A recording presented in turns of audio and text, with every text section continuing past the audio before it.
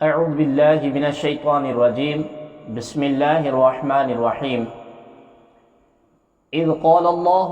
یا عیسیٰ انی متوفیک ورافعک الی ومطہرک من الذین کفروا وجاعل الذین اتبعوک فوق الذین کفروا الی یوم القیامت ثم الی مرجعکم فاحکم بینکم فیما کنتم فیہ تختلفون۔ یعنی یاد کرو جب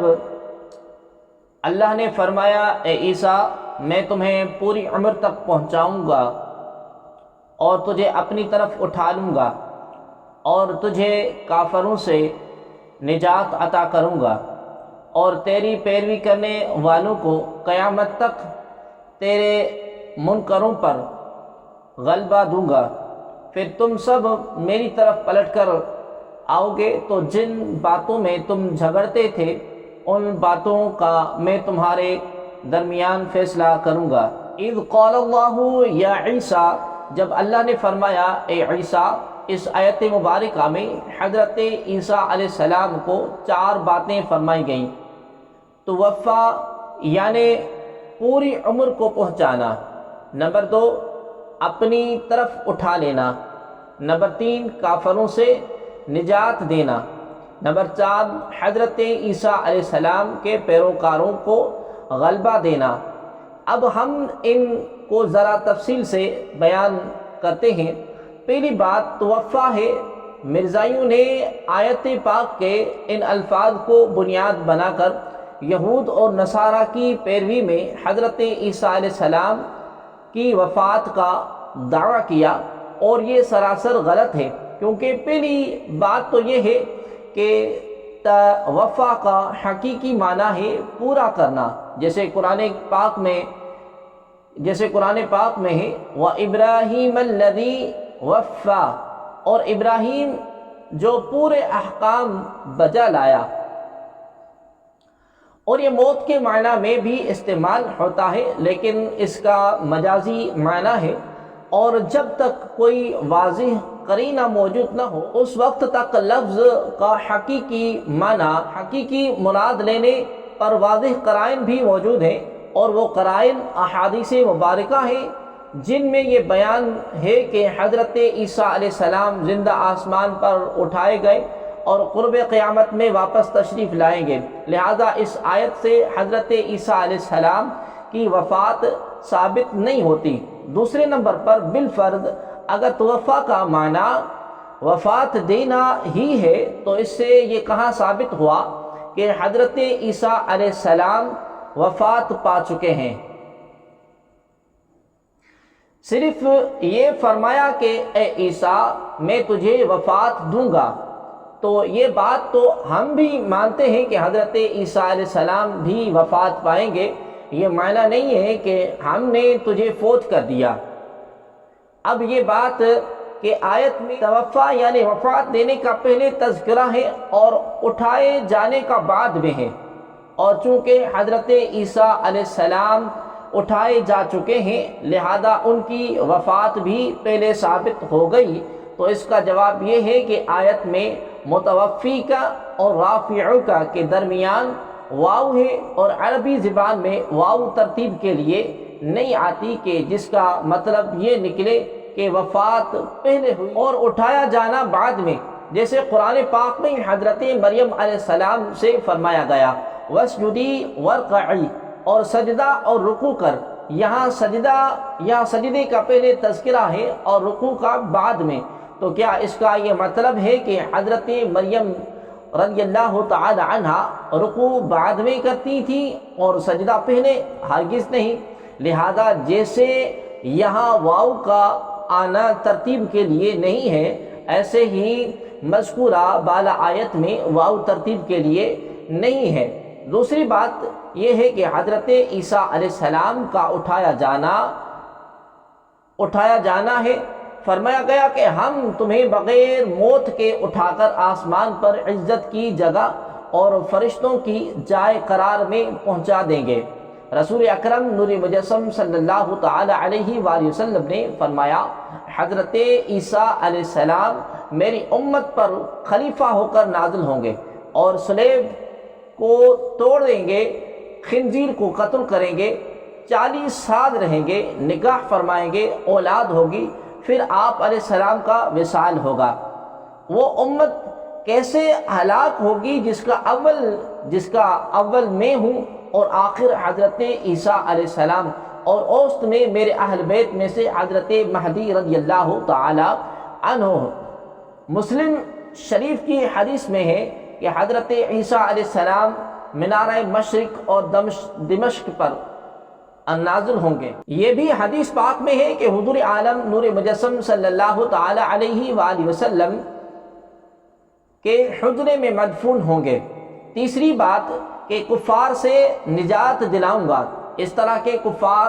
کے نرغے سے تمہیں بچا لوں گا اور تمہیں سولی نہ دے سکیں گے۔ چوتھی بات، ماننے والوں کو منکروں پر غلبہ دینا۔ حضرت عیسیٰ علیہ السلام کے ماننے والوں سے مراد ہے کہ ان کو صحیح طور پر ماننے والے، اور صحیح ماننے والے یقیناً صرف مسلمان ہیں،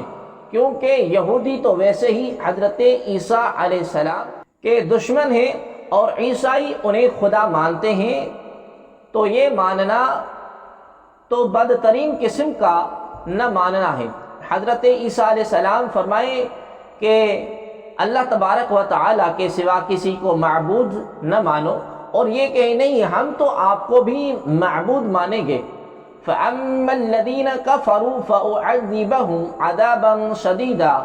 فِي الدُّنْيَا وَالْآخِرَةِ وَمَا لَهُم مِّن نَّاصِرِينَ وَأَمَّا الَّذِينَ آمَنُوا وَعَمِلُوا الصَّالِحَاتِ فَيُوَفِّيهِمْ أُجُورَهُمْ وَاللَّهُ لَا يُحِبُّ الظَّالِمِينَ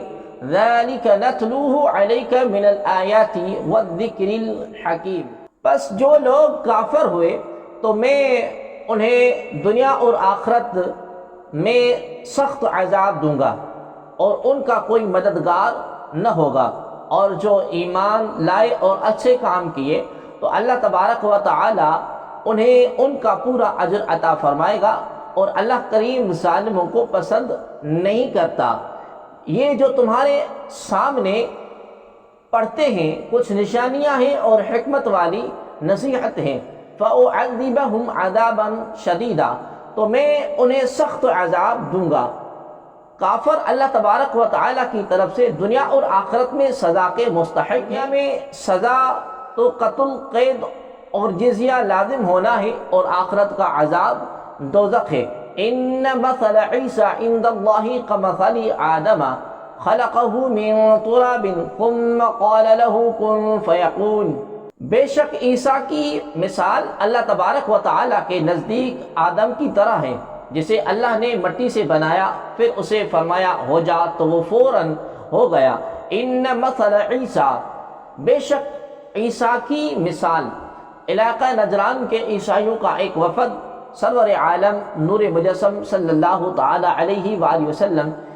کی خدمت میں آیا، اور وہ لوگ تاجدار رسالت صلی اللہ علیہ وآلہ وسلم سے کہنے لگے کہ آپ کریم صلی اللہ علیہ وآلہ وسلم گمان کرتے ہیں کہ حضرت عیسیٰ علیہ السلام اللہ تبارک و تعالیٰ کے بندے ہیں؟ فرمایا ہاں، اس کے بندے ہیں اور اس کے رسول اور اس کا کلمہ ہے جو اس نے کنواری پاک مریم رضی اللہ تعالی عنہا کو عطا فرمایا۔ عیسائی یہ سن کر بہت غصے میں آئے اور کہنے لگے کہ اے محمد، کیا تم نے کبھی بے باپ کا انسان دیکھا ہے؟ اس سے ان کا مطلب یہ تھا کہ وہ خدا تبارک و تعالیٰ کے بیٹے ہیں، معاذ اللہ۔ اس پر یہ آیت کریمہ نازل ہوئی اور یہ بتایا گیا کہ حضرت عیسیٰ علیہ السلام تو صرف بغیر باپ کے پیدا ہوئے، جبکہ حضرت آدم علیہ السلام تو ماں اور باپ دونوں کے بغیر مٹی سے پیدا کیے گئے۔ تو جب انہیں اللہ تبارک و تعالی کا مخلوق اور بندہ مانتے ہو تو حضرت عیسیٰ علیہ السلام کو اللہ تبارک و تعالی کا مخلوق اور بندہ ماننے میں کیا تعجب ہے۔ لہذا جیسے حضرت آدم علیہ السلام بغیر نطفہ کے بنے، ایسے ہی حضرت عیسیٰ علیہ السلام تو جب حضرت آدم علیہ السلام خدا کے بیٹے نہ ہوئے تو حضرت عیسیٰ علیہ السلام بھی خدا تبارک و تعالیٰ کے بیٹے کیسے ہو سکتے ہیں؟ اس سے یہ بھی معلوم ہو گیا کہ حضرت عیسیٰ علیہ السلام بغیر باپ کے پیدا ہوئے ہیں۔ الحق من ربک فلا تکن من الممترین، اے سننے والے حق تیرے رب کی طرف سے ہے، بس تم شک کرنے والوں میں سے نہ ہونا۔ الحق من ربک، حق تیرے رب کی طرف سے ہے۔ آیت کا معنی یہ بھی ہو سکتا ہے کہ حضرت عیسیٰ علیہ السلام کا یہ جو واقعہ بیان ہوا یہ حق ہے اور تیرے رب کی طرف سے ہے، لہذا اس میں شک نہ کرو۔ اور یہ بھی ہو سکتا ہے کہ ہر حق تیرے رب کی طرف سے ہے، لہذا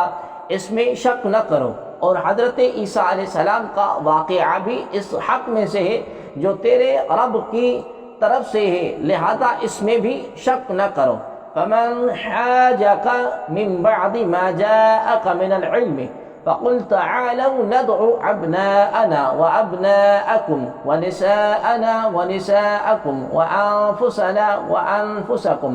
ثم نبتهل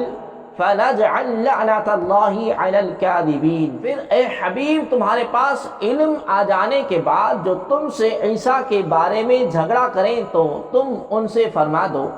کہ آؤ ہم اپنے بیٹوں کو اور تمہارے بیٹوں کو اور اپنی عورتوں کو اور تمہاری عورتوں کو اور اپنی جانوں کو اور تمہارے جانوں کو مقابلے میں بلا لیتے ہیں،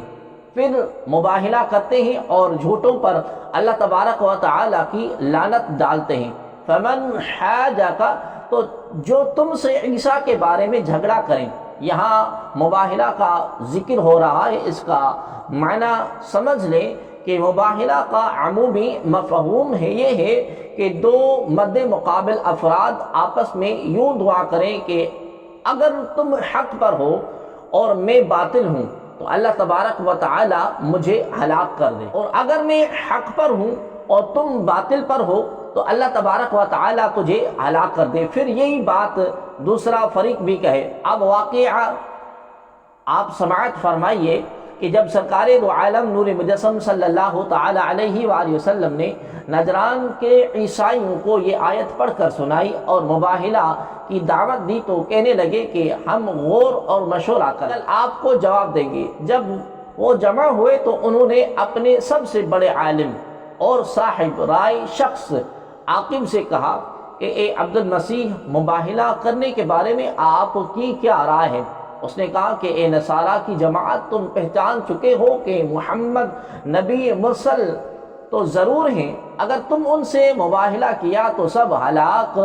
ہو جاؤ گے۔ اب اگر نصرانیت پر قائم رہنا چاہتے ہو تو انہیں چھوڑ دو اور گھروں کو لوٹ چلو۔ یہ مشورہ ہونے کے بعد وہ رسول کریم صلی اللہ علیہ وآلہ وسلم کی خدمت میں حاضر ہوئے تو انہوں نے دیکھا کہ حضور انور صلی اللہ علیہ وآلہ وسلم کی گود میں تو امام حسین رضی اللہ تعالی عنہ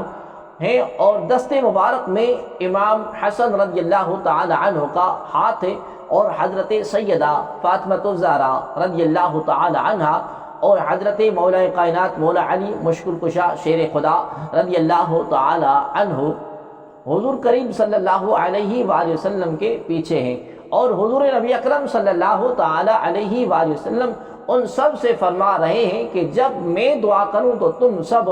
آمین کہنا۔ نجران کے سب سے بڑے عیسائی پادری نے جب ان حضرات کو دیکھا تو کہنے لگا کہ اے جماعت نصارہ، میں ایسے چہرے دیکھ رہا ہوں کہ اگر یہ لوگ اللہ تبارک و تعالی سے پہاڑ کو ہٹا دینے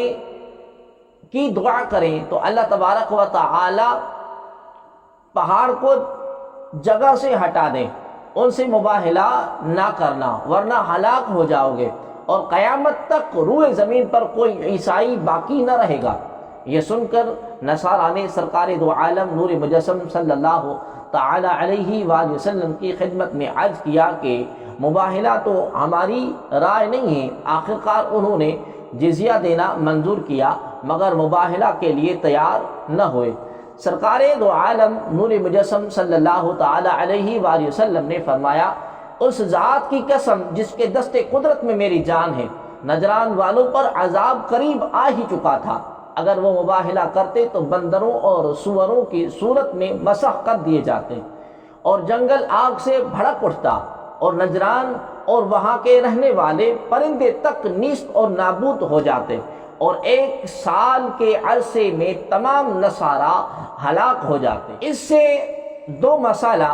معلوم ہوئے، ایک یہ کہ مناظرہ سے اوپر درجہ مباہلہ کا ہے، یعنی مخالف دین کے ساتھ بد دعا کرنی، دوسرے یہ کہ مباہلہ دین کے یقینی مسائل میں ہونا چاہیے نہ کہ غیر یقینی مسائل میں، لہذا اسلام کی حقانیت پر تو مباہلہ ہو سکتا ہے، حنفی شافعی اختلافی مسائل میں